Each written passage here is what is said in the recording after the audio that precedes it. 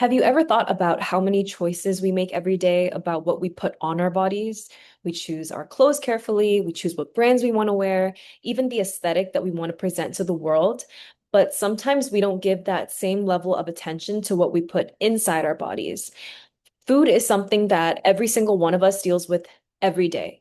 Whether you cook at home, whether you order takeout or dine in at restaurants, our food choices affect our quality of life, our health, and even the environment. Now, I'm not arguing that everyone needs to become vegan or vegetarian. Instead, I'm arguing for a more realistic middle ground. So, because research shows that plant-based dietary patterns can support overall health by increasing fiber and nutrients while lowering saturated fat intake, and because they're also linked to a lower environmental impact, I feel that replacing a few animal-based meals is a practical and responsible choice.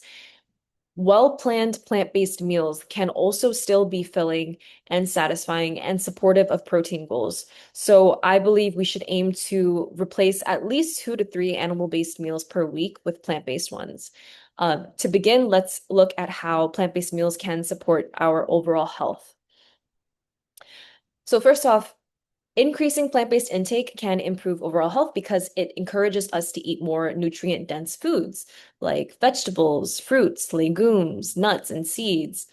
And these provide us with fiber, with vitamins, minerals, antioxidants, and healthy fats. And when I say plant-based meals, I don't mean just lettuce or plain salad. I mean meals like lentil curry or chickpea bowls or tofu stir fry, like meals that can be flavorful, filling, and nutrient dense.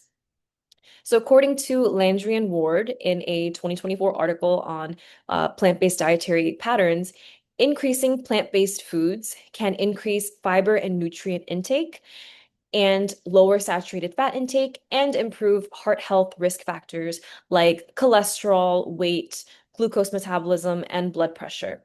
So replacing even a few or even more processed meals with whole plant-based foods can improve the overall quality of our diets. That doesn't mean animal products are automatically bad. It just means adding more plants and more variety can support our health, and those benefits can extend to the environment as well, which leads me to my next point. So food production contributes to greenhouse gas emissions, land use, and water use. According to Veroli and colleagues in a 2023 article published in Nutrients, Western diets based heavily on animal products are associated with higher greenhouse gas emissions, freshwater use, and energy use. They also discuss research showing that across different plant-based diet types, greenhouse gas emissions, land use, and water use were reduced by 22%, 28%, and 18% respectively. This is important because climate change can feel like a huge issue outside of our control. Most of us obviously can't single-handedly change the food industry or environmental policies, but we can control some of our daily choices, and food is one of those choices.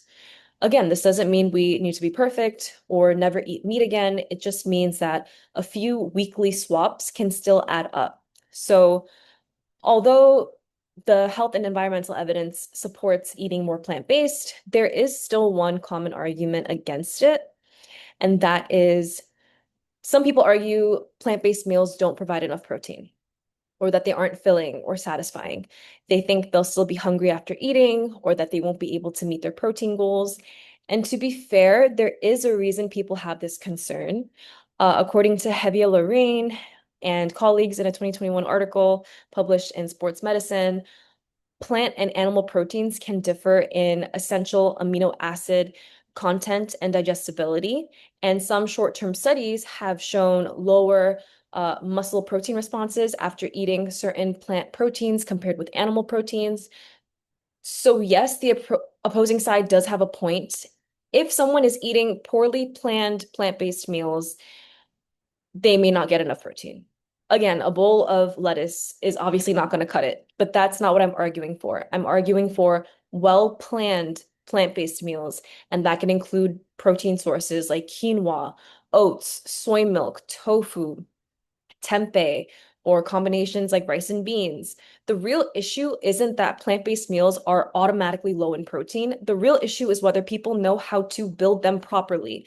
If a meal has a good protein source, if it has fiber-rich carbs, healthy fats, and good flavor, it can be filling and satisfying. And obviously, with the right recipes, the right cooking methods, seasoning, sauces, different flavors, experimentation, they can actually taste amazing.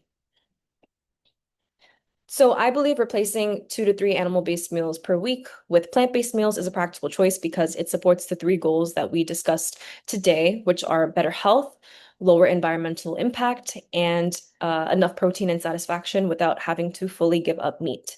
For me, this topic is personal. I manage autoimmune conditions, and that's made me more aware of how food affects my overall health since I've started incorporating more high protein, plant-based dinners, I feel so much healthier.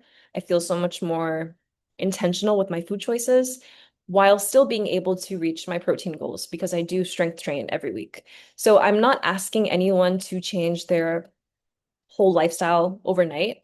What I am asking is, what is 2 to 3 meals a week? It could be one plant-based breakfast, lunch, and dinner. That's it.